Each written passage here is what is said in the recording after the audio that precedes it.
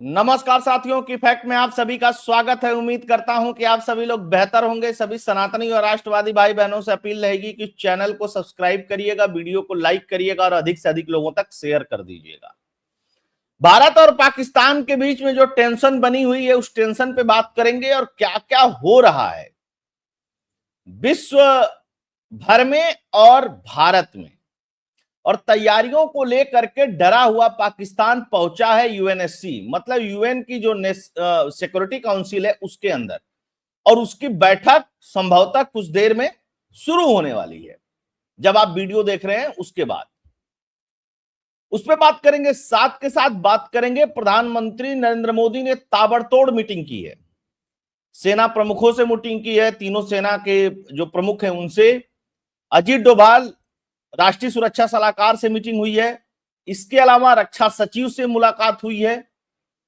राजनाथ सिंह ने एक बात कही है कि जो देश चाहता है वही होगा, मतलब जो पक्ष चाहता है, जो विपक्ष चाहता है नहीं, जो देश चाहता है। और देश क्या चाहता है ये किसी से छिपा हुआ नहीं है। इसके साथ ही युद्ध जब हो तो उस समय किस तरीके से भारत के आम जनमानस को तैयार रहना चाहिए, सिविल डिफेंस के लोगों को तैयार रहना चाहिए, उसके लिए कल 7 तारीख को मॉक ड्रिल होगी 240 जिलों से अधिक जिलों में। यानी कि एक मॉक ड्रिल जो गृह मंत्रालय करवा रहा है, अमित शाह जी का मंत्रालय। इस मॉक ड्रिल से क्या समझ में आता है? इस मॉक ड्रिल से एक चीज समझ में आता है कि पाकिस्तान से युद्ध होगा।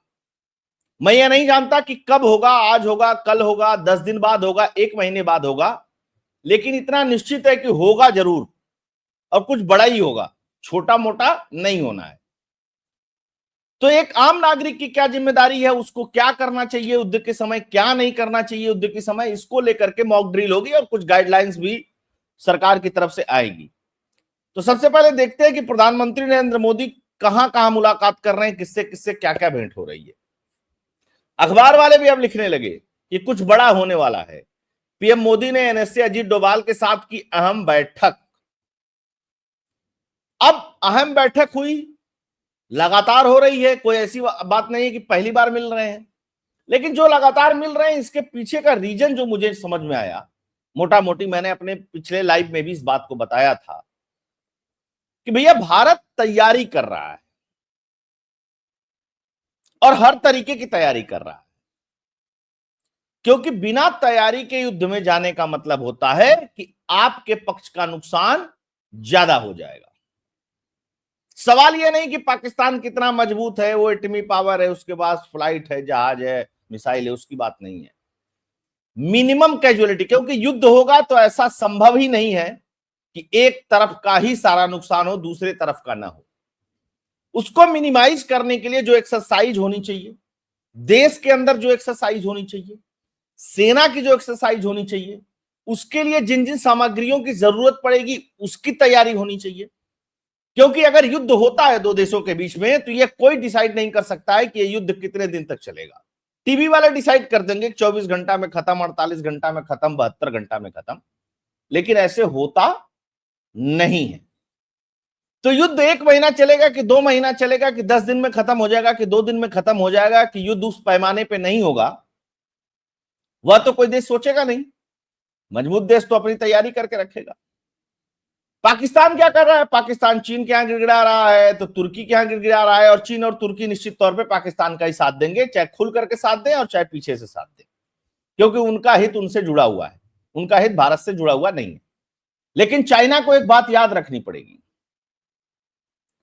कि जो भारत के मार्केट में चाइना की घुसपैठ है, उस घुसपैठ पे अंकुश लग जाएगा। और जो जिस तरीके से ट्रंप बिना पेदी के लोटे की तरह रोज इधर लुढ़क जा रहा है, उधर लुढ़क जा रहा है ट्रैफिक को लेकर के, हालांकि वो चीन के ऊपर भी जो बैन लगाया है 200%, 250% का, जो इन लोगों का टैरिफ वार चल रहा है, इसके वजह से पूरा ट्रेड रुका हुआ है, तो वो भी आज नहीं कल कम ही होना है। तो इस तरीके से वैश्विक परिदृश्य में चीजें बदल रही हैं, इस बात को भी ध्यान रखने की जरूरत है। भारत का मित्रता कौन निभाएगा? रूस को लेकर के कोई बयान, रूस ने बयान दिया था कि भाई दोनों देश शांत रहे, तो ये तो स्वाभाविक सा बयान है। लेकिन फ्रांस, रूस, ऑस्ट्रेलिया, जापान जैसे देश निश्चित तौर पर भारत के साथ रहेंगे। अमेरिका का कोई भरोसा नहीं, वो तटस्थ रह सकता है, क्योंकि अमेरिका के भी बहुत सारे हित जुड़े रहते हैं दुनिया भर में। और ट्रंप जैसे व्यक्ति पे एकदम भरोसा नहीं किया जा सकता। ट्रंप इस कार्यकाल में जिस तरीके से कार्य कर रहे हैं, अपनी बात से मुकर जा रहे हैं, तो बहुत आप कुछ कह नहीं सकते कि ट्रंप क्या कर दें, कब क्या कर दें। और अमेरिका वैसे भी भरोसे का साथी कभी रहा नहीं। पुतिन ने प्रधानमंत्री नरेंद्र मोदी से भी बात की है। प्रधानमंत्री नरेंद्र मोदी ने उनको भारत दौरे के लिए बुलाया है और वो द्वारा एक्सेप्ट कर लिया गया। हालांकि पुतिन ने बुलाया था विक्ट्री डे परेड के लिए, तो प्रधानमंत्री नरेंद्र मोदी ने उसको मना कर दिया था तमाम कारणों की वजह से। राजनाथ सिंह जाने वाले थे, तो राजनाथ सिंह भी नहीं जा रहे हैं, उन्होंने भी मना कर दिया है। और जब इस तरीके के हालात हो तो इस समय जाने का कोई बहुत औचित्य या बहुत मतलब रहता नहीं है। जितने भी हमारे आयुध भंडार है, जितने भी हमारी फैक्ट्रियां हैं, सबकी छुट्टी कैंसिल कर दी गई है, सबको बुला लिया गया है। सामग्री वहां पे रातों दिन तैयार हो रहा है, माल तैयार हो रहा है, जो पाकिस्तान के ऊपर छोड़ना है। डिफेंस इक्विपमेंट को लेकर के, सिक्योरिटी को लेकर के, सारी चीजें लेकर के सेना का बयान आ चुका है कि हम लोग इस फ्रंट पे पूरी तरीके से तैयार हैं, तैनात हैं। राफेल भी तैनात है। भारत के अंदर कांग्रेस पूरी तरीके से पाकिस्तान के सपोर्ट में है, एकदम खुले तरीके से। राहुल गांधी का मीटिंग करने का कोई मतलब नहीं है। इस बात को इस देश के नागरिक समझें। इस देश का वामपंथी पाकिस्तान के साथ है। इस देश का इस तरीके के जितने भी हैं, अबीस रबीस खबीस जितने भी हैं, इनकी टोटल थ्योरी जो है वो पाकिस्तानी है। और कांग्रेस का उत्तर प्रदेश का जो प्रेसिडेंट है अजय राय, वो पाकिस्तान में फेमस है, क्योंकि वो राफेल का खिलौना दिखा रहा था।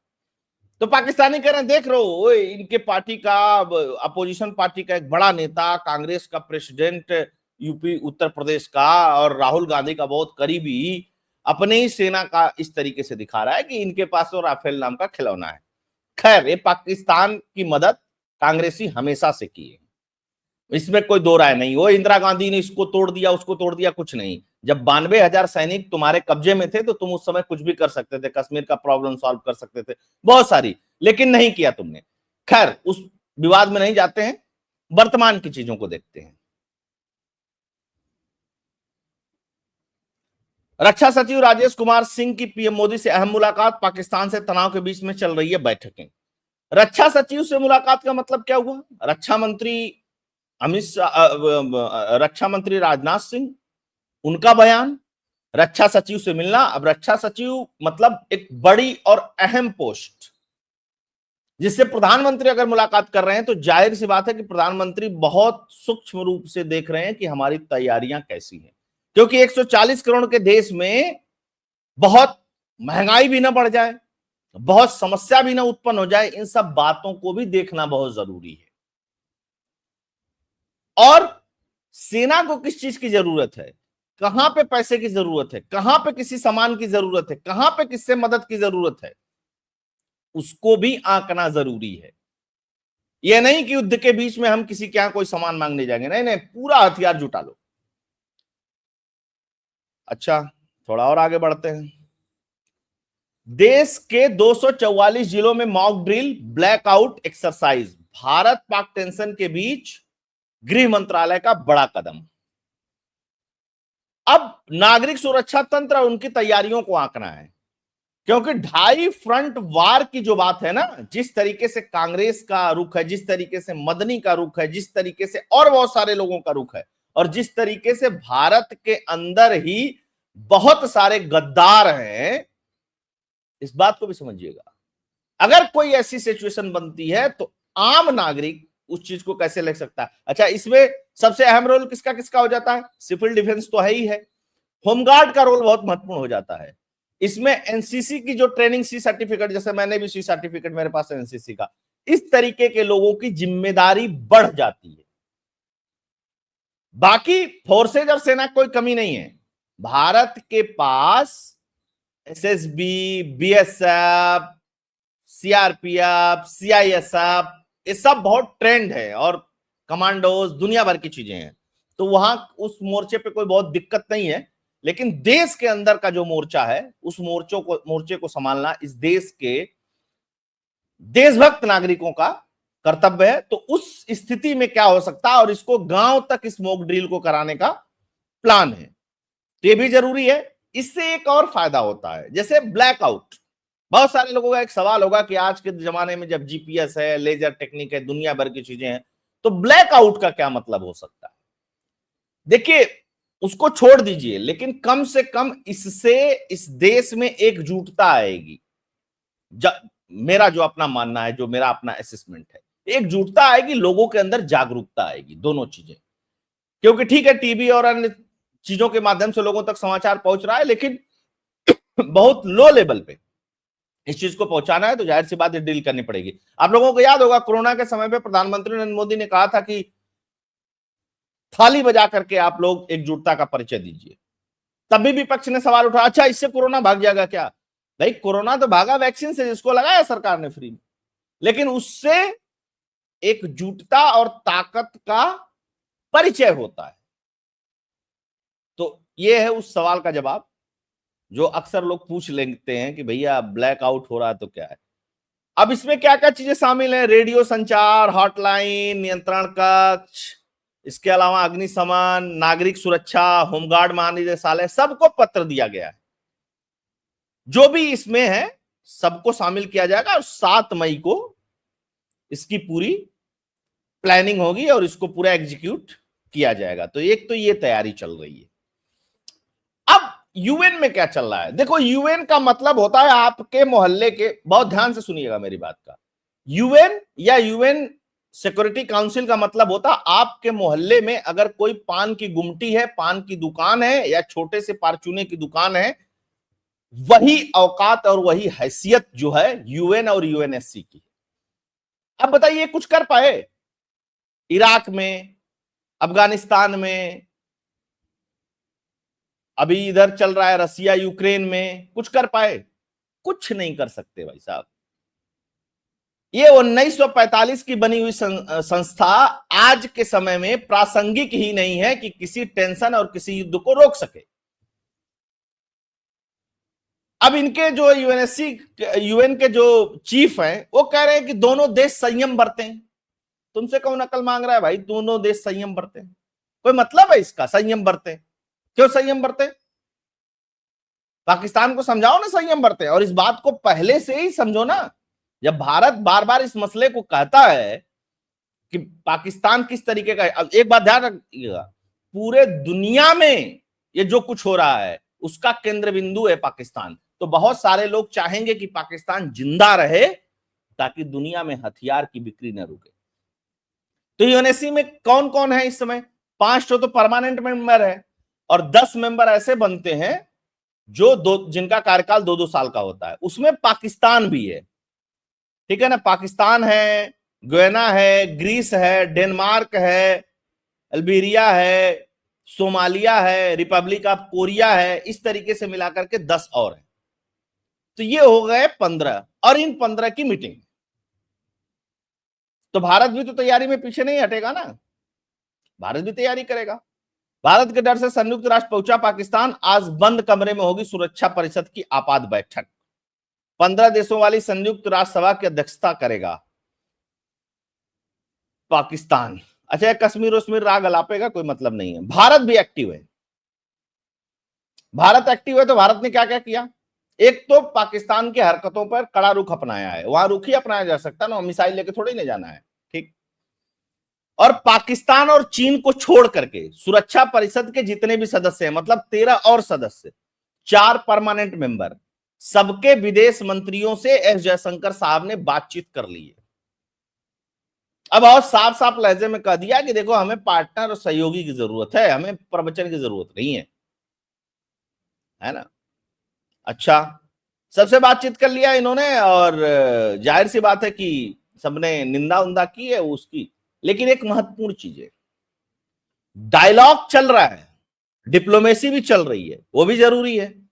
उस काम में जयशंकर साहब कितने माहिर है इसके बारे में कोई बताने की जरूरत नहीं है। और जहां जयशंकर साहब का काम नहीं लग रहा है वहां प्रधानमंत्री नरेंद्र मोदी भी बात कर रहे हैं। और अब तक जो खबर आई है 16 देशों से प्रधानमंत्री नरेंद्र मोदी ने बात की है अलग अलग। जो यूएनएससी के मेंबर है उनकी बात मैं नहीं कर रहा हूं, और 16 देशों के साथ। अच्छा, कौन कौन है इस बार? देखिए, रूस, फ्रांस, ब्रिटेन, ये लोग तो, चीन, ये तो परमानेंट मेंबर है, अमेरिका, ये 5 तो है ही है। 10 कौन कौन से हैं देश? Pakistan, Greece, Denmark, Algeria, Guyana, Panama, दक्षिण कोरिया। तो इन सब देशों से बात कर लिया गया है। पाकिस्तान से बात करने का कोई मतलब नहीं है, चीन से भी बात करने का कोई मतलब नहीं है। तो ये तैयारियां भारत की इधर भी ठीक ठाक चल रही है।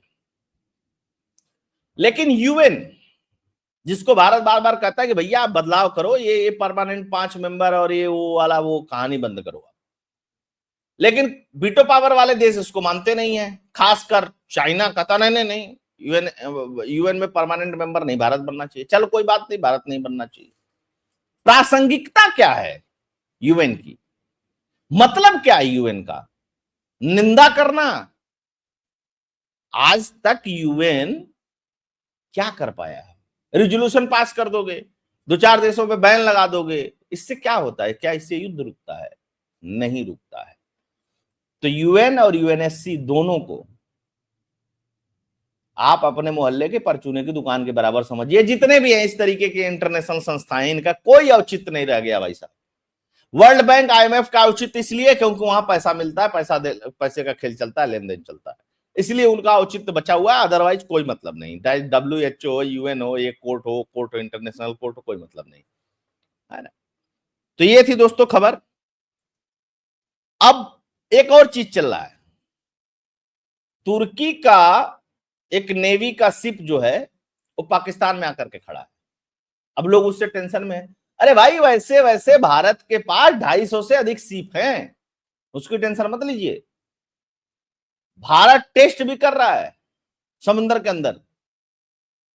भारत बहुत सारी चीजें कर रहा है, और जो पाकिस्तान की नेवी है वो भारत के नेवी के सामने कहीं नहीं टिकती है। दूसरी महत्वपूर्ण बात, पाकिस्तान के पास जितनी काउंटिंग में चीजें दिखती है ना, आधी तो कबाड़ हो गई हैं, 40-40, 50-50 साल पुरानी है। उनका मेंटेनेंस तक तो पाकिस्तान करवा नहीं पाता, टैंकों में तेल डालने को तो है ही नहीं। तो ये झुटमुट का जो भौकाल है वो नहीं होना चाहिए, उसका कोई बहुत मतलब नहीं है ना। तो ये सब चीजें चल रही हैं, देखते हैं क्या होता है। एक नागरिक के नाते अगर आपके जिले में मॉक ड्रिल हो तो आप उसमें जरूर पार्टिसिपेट करें। बाकी एक नागरिक के तौर पे आप भी इस प्रिपरेशन को रखें, इस तैयारी को रखें कि कोई आपात स्थिति आती है देश में तो फिर उसको कैसे निपटना है। किसी को बॉर्डर पे नहीं जाना है भाई साहब, आपको अपने घर, अपने अगल बगल किस तरीके से लोगों को मोबिलाइज करके रखना है, किस तरीके से लोगों को समझा के रखना है। आप जहां पे भी हैं, आप डॉक्टरी पेशे में हैं, आप सरकारी एम्प्लॉई हैं, आप प्राइवेट एम्प्लॉई हैं, आप रिटायर्ड पर्सन हैं, जो जहां जैसा सहयोग कर सकता है उससे सहयोग की अपेक्षा रहेगी देश को। तो बहुत बहुत धन्यवाद। जय हिंद, जय भारत, जय श्री राम। अगर आपको कंटेंट एनालिसिस फैक्ट पसंद आता है तो चैनल के लिए डोनेट और कंट्रीब्यूट करते रहिएगा, राष्ट्रवादियों को सपोर्ट करते रहिएगा। जय श्री राम।